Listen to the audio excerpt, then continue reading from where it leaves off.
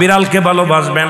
ও মুসলমান শুনে নাও, আল্লাহ নবীজি, ও মুসলমান শুনে নাও, দিলের কান্ডা লাগা শুনে নাও, পৃথিবীর মধ্যে মহামানব যারা আছে দুনিয়ার মধ্যে বিড়ালকে ভালোবেসেছে।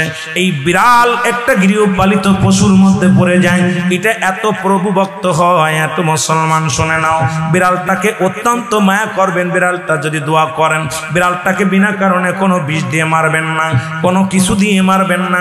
ও মুসলমান শুনে নাও, বিড়ালটাকে যত্ন করবেন।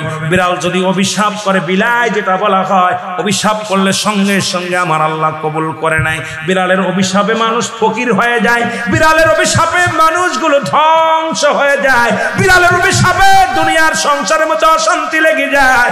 বিড়ালকে ভালোবাসলে, ও মুসলমান শুনে নেও, এই বিলাইকে ভালোবাসলে, বিলাই যদি দোয়া করে, বিলার দোয়ায় আল্লাহ দরবারে অনেক ফায়দা লুটতে পারবেন। জোরে জোরে চিল্লায় বলা যাবে না মারহাবা।